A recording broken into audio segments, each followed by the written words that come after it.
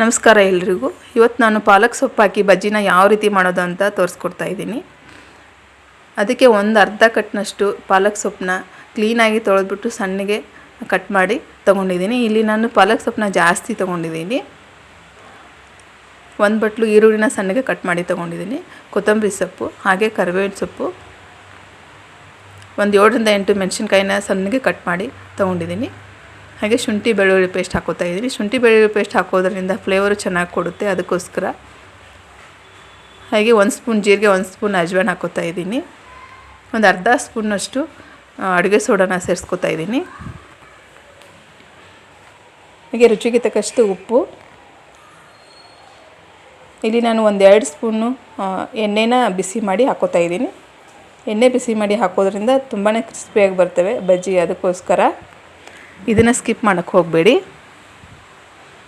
ಇದನ್ನು ಒಂದ್ಸರಿ ಚೆನ್ನಾಗಿ ಮಿಕ್ಸ್ ಮಾಡ್ಕೊತಾ ಇದ್ದೀನಿ.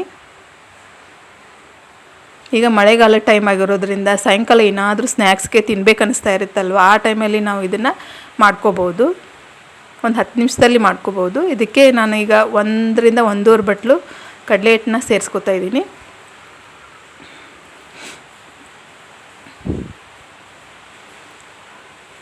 ಹಿಟ್ಟು ಜಾಸ್ತಿ ಹಾಕೋಬಾರ್ದು, ನೋಡಿಕೊಂಡು ಹಿಟ್ಟು ಹಾಕೋಬೇಕು.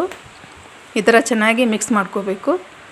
ಈ ಸೊಪ್ಪು ನೀರು ಬಿಟ್ಕೊತಾ ಇರೋದ್ರಿಂದ ಇಲ್ಲಿ ನಾವು ನೀರನ್ನ ನೋಡಿಕೊಂಡು ಸೇರಿಸ್ಕೋಬೇಕಾಗುತ್ತೆ. ಇಲ್ಲಿ ನಾವು ಸಬ್ಬಕ್ಕಿ ಸೊಪ್ಪು ಹಾಕಿನೂ ಕೂಡ ಬಜ್ಜಿನ ಮಾಡ್ಕೋಬೋದು. ಇದ್ರ ಜೊತೆಗೆ ತುಂಬಾ ಟೇಸ್ಟ್ ಕೊಡುತ್ತೆ ಸಬ್ಬಕ್ಕಿ ಸೊಪ್ಪು. ನೋಡಿ, ಈ ಥರ ಕಲಿಸ್ಕೊಂಡು ಒಂದು 5 ನಿಮಿಷ ನೆನೆಯೋದಕ್ಕೆ ಬಿಡಬೇಕು. ಅಷ್ಟರಲ್ಲಿ ನಾವು ಎಣ್ಣೆನ ಬಿಸಿ ಮಾಡ್ಕೋಬೇಕು. ಈಗ ಎಣ್ಣೆ ಬಿಸಿಯಾಗಿದೆ, ಅದಕ್ಕೆ ಬಜ್ಜಿನ ಈಗ ಒಂದೊಂದಾಗಿ ಬಿಟ್ಕೊತಾ ಇದ್ದೀನಿ. ನಾವು ಹೊರಗಡೆಯಿಂದ ತಂದು ತಿನ್ನೋ ಬದಲು ಇಲ್ಲಿ ಈ ಥರ ಮನೆಯಲ್ಲೇ ಹೆಲ್ದಿಯಾಗಿ ಮಾಡಿಕೊಂಡು ತಿನ್ಬೋದು. ಮಕ್ಕಳಿಗೆ ಸೊಪ್ಪು ತರಕಾರಿ ತಿನ್ನೋದು ಇಷ್ಟ ಇರೋದಿಲ್ಲ. ಈ ಥರ ನೀವು ಸೊಪ್ಪು ಹಾಕಿ ಬಜ್ಜಿನ ಮಾಡಿಕೊಟ್ರೆ ತುಂಬಾ ಇಷ್ಟಪಟ್ಟು ತಿಂತಾರೆ. ಅದೇ ರೀತಿ ಎಲ್ರಿಗೂ ಈ ಥರ ಬಜ್ಜಿ ತುಂಬಾ ಇಷ್ಟ ಆಗುತ್ತೆ. ಇದ್ರ ಜೊತೆಗೆ ನೀವು ಸಾಸು ಅಥವಾ ಟೊಮೆಟೊ ಚಟ್ನಿ, ದೋಸೆ ಇಡ್ಲಿಗೆ ಮಾಡ್ತೀವಲ್ವ, ಆ ಥರ ಚಟ್ನಿನೂ ಮಾಡಿಕೊಂಡು ತಿನ್ಬೋದು. ತುಂಬಾ ಟೇಸ್ಟಿಯಾಗಿರುತ್ತೆ. ನೋಡಿ, ಇಲ್ಲಿ ನಾವು ಸೊಪ್ಪು ಜಾಸ್ತಿ ಹಾಕಿರೋದ್ರಿಂದ ತುಂಬಾ ಕ್ರಿಸ್ಪಿಯಾಗಿ ಬರುತ್ತೆ ಬಜ್ಜಿ. ನೋಡಿ, ಈ ಥರ ಕಲರ್ ಬರೋವರೆಗೂ ನಾವು ಕರಿಬೇಕಾಗುತ್ತೆ.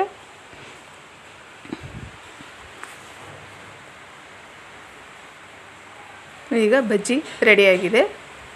ಇದ್ರ ಜೊತೆಗೆ ನಾವು ಎಣ್ಣೆಯಲ್ಲಿ ಹಸಿ ಮೆಣಸಿನ್ಕಾಯಿ ಕರೆದು ಹಾಗೆ ಈರುಳ್ಳಿ ಮತ್ತು ಸಾಸ್ ಜೊತೆಗೆ ತಿಂತಾಯಿದ್ರೆ ರುಚಿ ಅಂತೂ ತುಂಬಾ ಸಖತ್ತಾಗಿರುತ್ತೆ.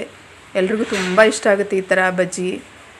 ಈ ರೆಸಿಪಿ ನಿಮಗೆ ಇಷ್ಟ ಆಗಿದ್ದರೆ ನಿಮ್ಮ ಫ್ಯಾಮ್ಲಿಗೆ, ಫ್ರೆಂಡ್ಸ್ಗೆ ಎಲ್ರಿಗೂ ಶೇರ್ ಮಾಡಿ, ಹಾಗೆ ಕಮೆಂಟ್ ಮಾಡಿ, ಲೈಕ್ ಮಾಡಿ, ನನ್ನ ಚಾನಲ್ನ ಸಬ್ಸ್ಕ್ರೈಬ್ ಮಾಡ್ಕೊಳ್ಳಿ. ಇದೇ ರೀತಿ ನಾನು ಎಲ್ಲ ವೀಡಿಯೋಸನ್ನು ವಾಚ್ ಮಾಡಿ. ಮತ್ತೆ ಸಿಗ್ತೀನಿ ಮುಂದಿನ ವಿಡಿಯೋದಲ್ಲಿ. ಧನ್ಯವಾದಗಳು.